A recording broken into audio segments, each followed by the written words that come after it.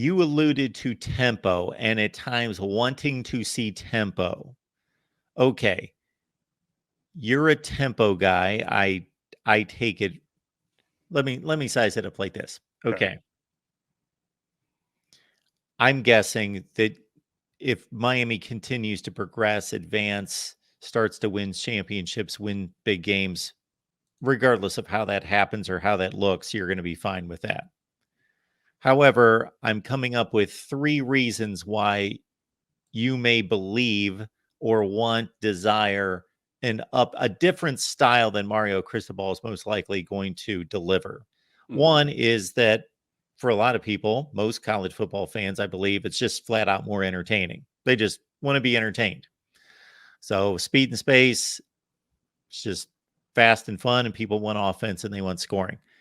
Number 2, it would you would think serve Miami based on the talent base in South Florida to play that style of football. And number 3, that is just the mode of football overall for most successful teams across the country over the past 5 to pushing 10 seasons. Yeah. But honestly, it was really situational for me. Like, I completely understood going at a slower tempo. I mean, okay, so also filling in gaps in case you're listening. Tyler Van Dyke was injured, did not play a snap in this game. Went out super early for early outs to walk around and try some stuff. I went into the press box earlier than I normally do. It was almost 2 hours before kickoff. Because I wanted to see this. Now, I missed his first time out there because that's how early he went.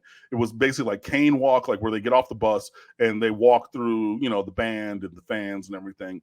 Went to the locker room and immediately went out. Like, it was 10 minutes from Kane's walk to when he was on the field. It was that early. Went out there, walked around everything, saw, video tweeted out that he was out there, and then nothing else. And the rest of the time, I just stayed with my eyes trained on the walkway and saying, is he going to come out even? He did not even return to the field for warm-ups, anything. It was literally Emory Williams, and Jakari Brown. So Emory Williams, true freshman, playing his 4th game, starting his 1st game. I understand why you're going to go a little slower. Make sure he has the play call. Make sure that he's able to communicate the play call, get everybody on the same page. Wasn't touched. Offensive lineman did not allow a sack, or I think it was only 2 pressures on the day. So great job there. You run the ball incredibly, like 4.5 times or more what Clemson had previously offered or, allowed in games and everything. Taking a couple timeouts on offense, say, whoa, hey, relax. It's okay. This is what we're doing. Building in a preponderance of screens into the pass game, because 24 for 33 tells the story, but not really, because there were a lot of horizontal passes.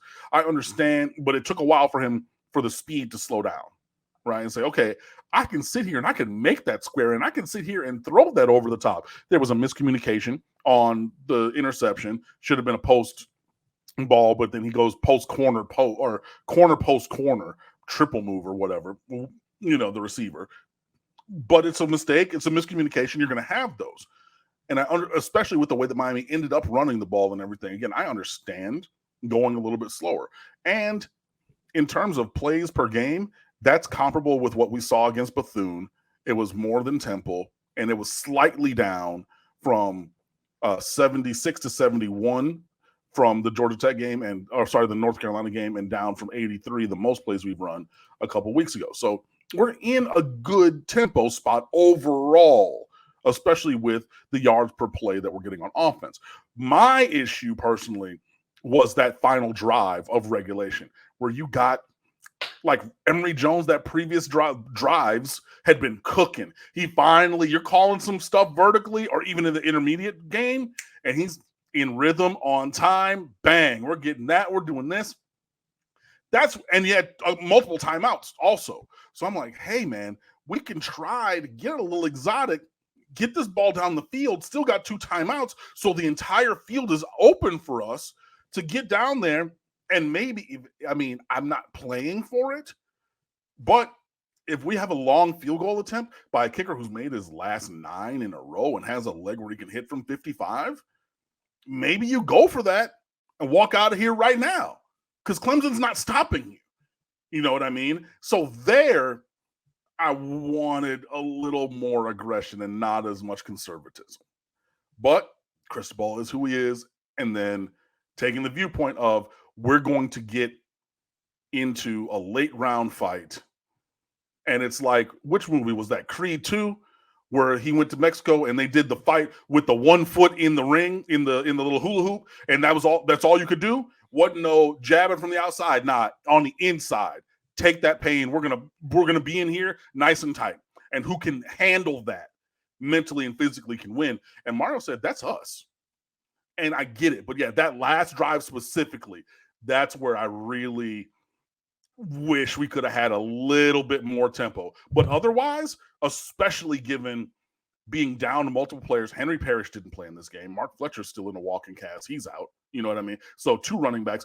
Don Chaney ends up leaving. So now you're down to A.J. Allen, who ostensibly is your 4th running back. You know what I mean? Freshman quarterback. You don't want to try to get him, hurt or anything, because then you had to go to Jakari Brown, and who knows what would have happened then. Like, I understand a lot of the constructs of this game, but specifically that last minute and 5 or whatever it was, that last offensive possession of the 4th quarter, just a little bit more is what I would have wanted, but that's okay.